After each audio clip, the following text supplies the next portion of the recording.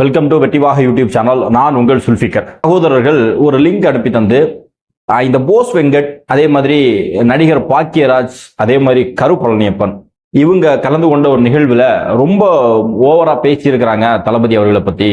இதுக்கு நீங்க பதில் கொடுங்க அப்படின்னு சொல்லியிருந்தாங்க. நான் அந்த வீடியோவை ஓட்டி பார்த்தேன். ஒன்றும் ஒர்த்தா இல்லை.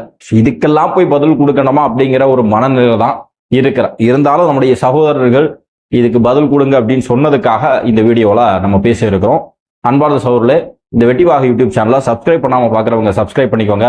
பெல் பட்டனை கிளிக் பண்ணி வச்சுக்கோங்க. அப்போ தான் நம்ம அடுத்தடுத்து போடக்கூடிய வீடியோக்கள் உங்களுக்கு நோட்டிஃபிகேஷனில் வரும். சென்னையில் நடைபெற்ற ஒரு பொதுக்கூட்டம்னு நினைக்கிறேன். இந்த பொதுக்கூட்டத்தில் முழுக்க முழுக்க பாக்கியராஜ் அவர்கள், போஸ் வெங்கட் அவர்கள், கரு பழனியப்பன் அவர்கள், இவர்கள் 3 பேருமே சினி ஃபீல்டை சேர்ந்தவர்கள். திமுக தளபதி அவர்களை ஒரு பக்கத்தில் எப்படி விமர்சனம் செய்து வருகிறார்கள் சொன்னா, அவர் ஒரு கூத்தாடி, அவர் ஒரு நடிகர், அவருக்கு என்ன தெரியும் அரசியலை பத்தி, அவருக்கு இந்த நாட்டு மக்களுடைய மனநிலை எப்படி புரியும், ஒரு நடிப்பு மட்டுமே திறமையா, நடிப்பு மட்டுமே தகுதியா அரசியல் கட்சி நடத்துறதுக்கு அப்படின்னு சொல்லி விமர்சனத்தை செய்து கொண்டு வரக்கூடியவர்கள் தளபதியை எதிர்ப்பதற்கு அதே சினிமா ஃபீல்டில் இருக்கக்கூடிய நபர்களை நாடிதான் இன்னைக்கு இருக்கிறாங்க. திமுகவில் எத்தனையோ நூற்றுக்கணக்கான தலைமை கழக பேச்சாளர்கள் இருக்கிறார்கள். வரலாறு, அரசியல் அப்படின்னு சொல்லி எல்லாத்தையுமே பேசக்கூடிய எத்தனையோ பேச்சாளர்கள் இருக்கிறார்கள்.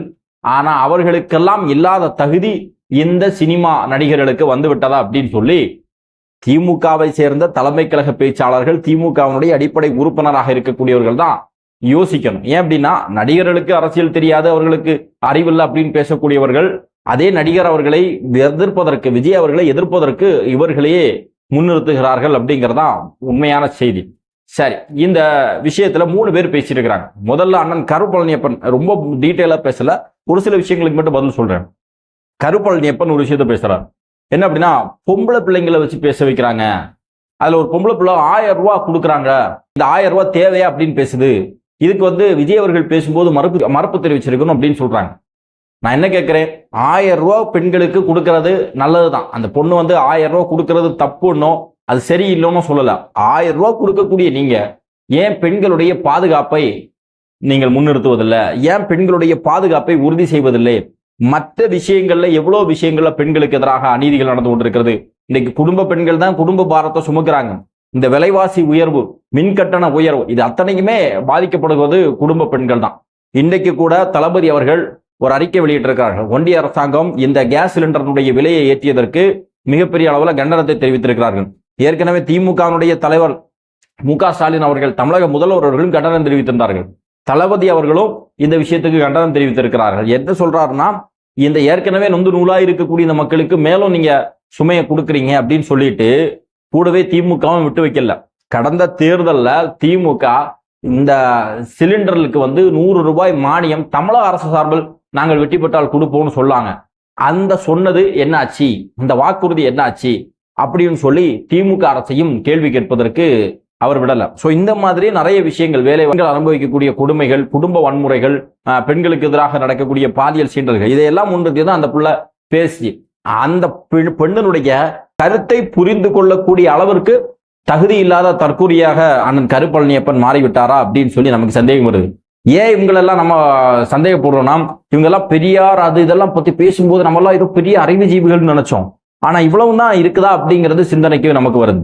இன்னொன்னு, பெரியாரை பத்தி கரு பழனியப்பன் பயங்கரமா பேசுவார்.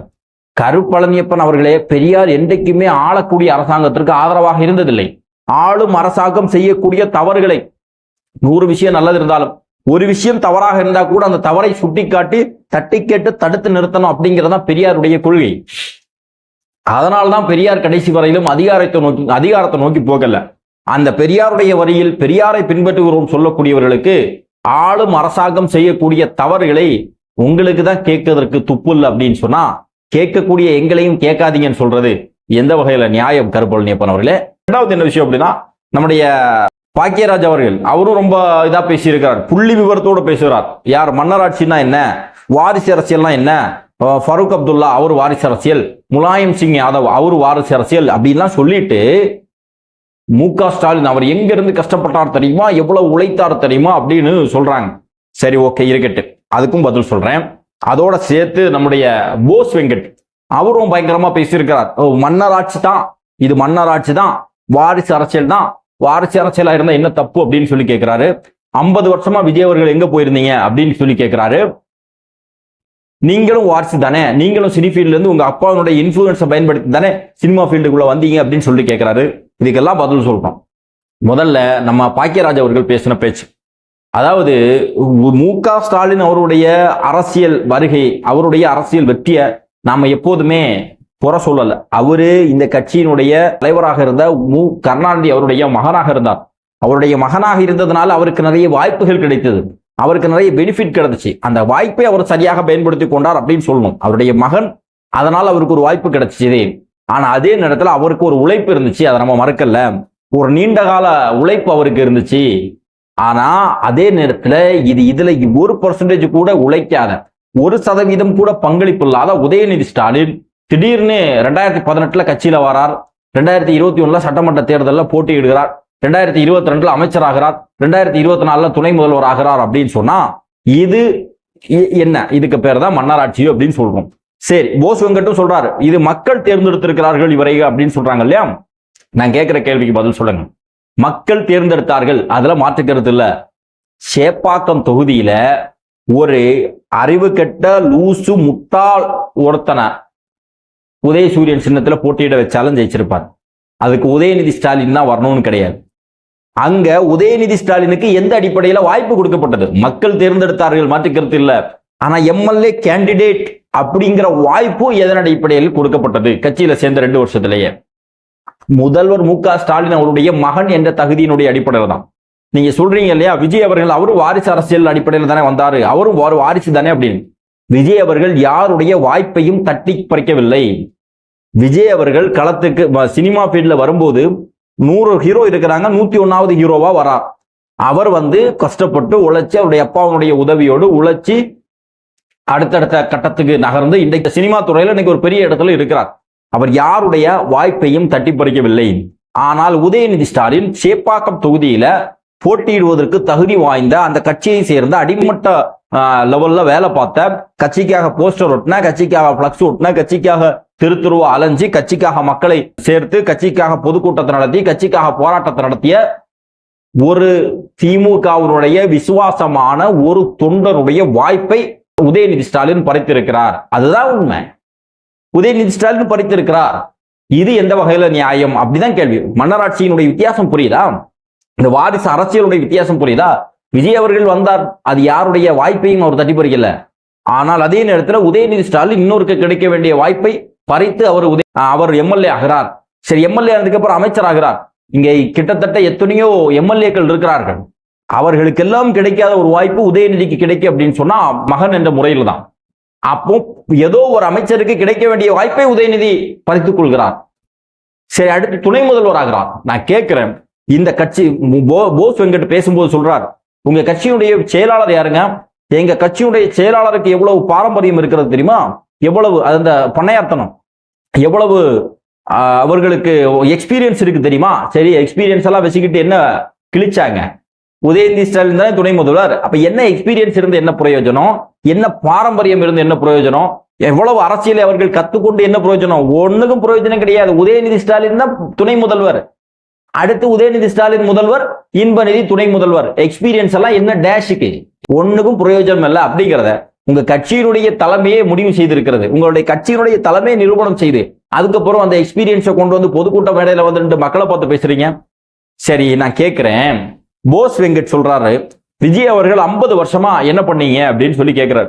விஜய் அவர்கள் இந்த அக்கைத்துறையில இருந்து மக்களுக்கு செஞ்ச நன்மைகள் என்ன அப்படிங்கிறதுக்கு தனியாக ஒரு வீடியோவே இருக்குது.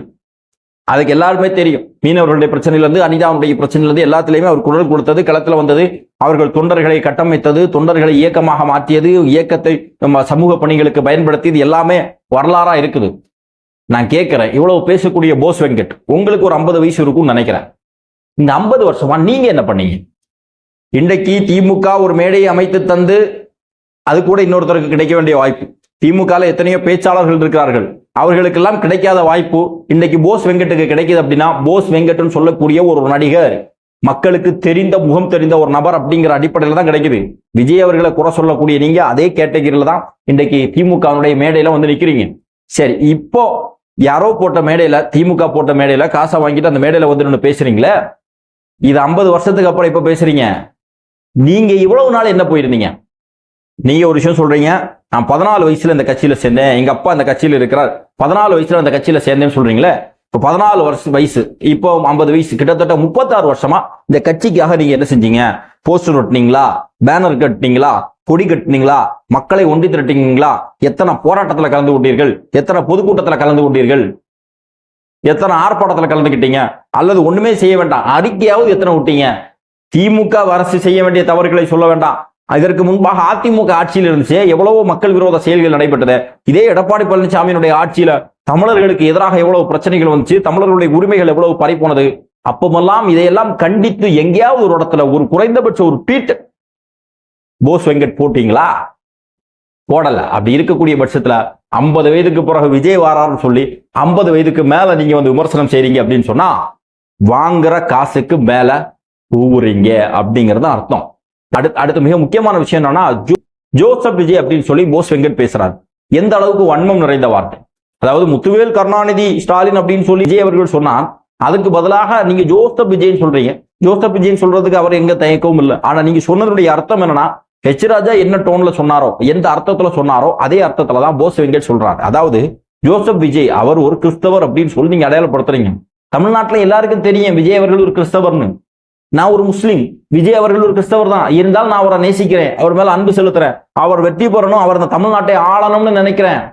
இது என்னுடைய மனநிலை மட்டும் கிடையாது, ஒட்டுமொத்த தமிழ்நாட்டில் இருக்கக்கூடிய நபர்களுடைய மனநிலை. இது எவ்வளவு பெரிய விஷயம், நல்ல விஷயம் பாருங்க.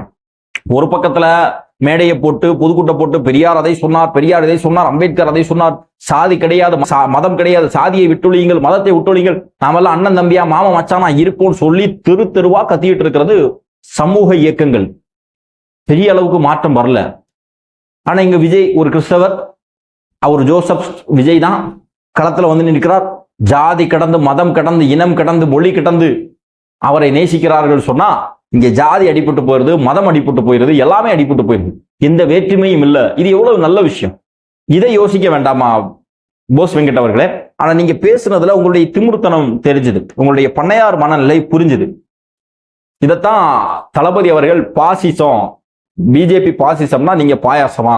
ஹெச் ராஜா விஜய் அவர்களை ஜோசப் விஜய்ன்னு சொன்னா அது பாசிசம், போஸ் வெங்கட் விஜய் அவர்களை ஜோசப் விஜய்ன்னு சொன்னா அது பாயாசம். உங்களுக்கு கிறிஸ்தவர்களுடைய ஓட்டு வேணும், ஆனா கிறிஸ்தவர் ஒருவர் அதிகாரத்துக்கு வந்துடக்கூடாது. கிறிஸ்தவர் ஒருவர் கட்சியினுடைய தலைவராக, மக்களுடைய செல்வாக்கப்பட்ட ஒரு நபராக, ஒரு மாபெரும் மனிதராக மாறிடக்கூடாது அப்படிங்கிற உங்களுடைய மனசுல இருக்கக்கூடிய அழுக்கு உங்களுடைய வார்த்தைகளில் வெளிப்பட்டு விட்டது. இந்த பூனைக்குட்டி வெளியே வந்தது மாதிரி திமுகவுடைய ஜாதி அரசியல், திமுகவுடைய ஜாதிய வன்மம், திமுகவுடைய மத அரசியல், மத வன்மம் போஸ் வெங்கடனுடைய வாய் வார்த்தைகள் மூலமாக வெளியானது அப்படிங்கிறதா உண்மை. இன்னும் சொல்ல போனா சிவாஜி கிருஷ்ணமூர்த்தி மாதிரியான ஆட்கள்லாம் கூட இப்படி பேசியிருக்கிறான். நாமெல்லாம் அரவு கட்டவன், லூசு, முட்டாள் அப்படின்னு நினைச்சுக்கிட்டு தான் நம்ம விட்டுக்கிட்டு இருக்கிறோம். ஆனா போஸ் வெங்கட் மாதிரியான ஆட்களும் அதே பேசுறீங்க அப்படின்னு சொன்னா உங்களை எந்த கேட்டகரியில வைக்கிறது அப்படின்னு தெரியல. எனவே போஸ் வெங்கட் அவர், நீங்க ஒரு அரசியல் களத்துல வர்றீங்க, திமுக உங்களுக்கு ஒருவேளை திமுகவை பிடிக்கலாம், அரசியல் களத்துல வர்றீங்க. வரக்கூடியவர்கள் உங்களுடைய வளர்ச்சியை நீங்க பாருங்க, மாற்றுக்கிறது இல்ல. உங்கள் கட்சியுடைய வளர்ச்சியை பாருங்க, மாற்றுக்கிறது இல்ல. ஆனால் தன் இனத்துக்கு துரோகம் செய்யாதீர்கள் அப்படிங்கிறத சொல்றோம். ஏன்னா அவர் விஜய் அவர்கள் ஒரு நடிகர், அவருக்கு நாடாளுவதற்கு தகுதி இல்லை, அரசியல் கட்சி நடத்துவதற்கு தகுதி இல்லைன்னு சொல்லக்கூடியது யாருன்னா இன்னொரு நடிகர்.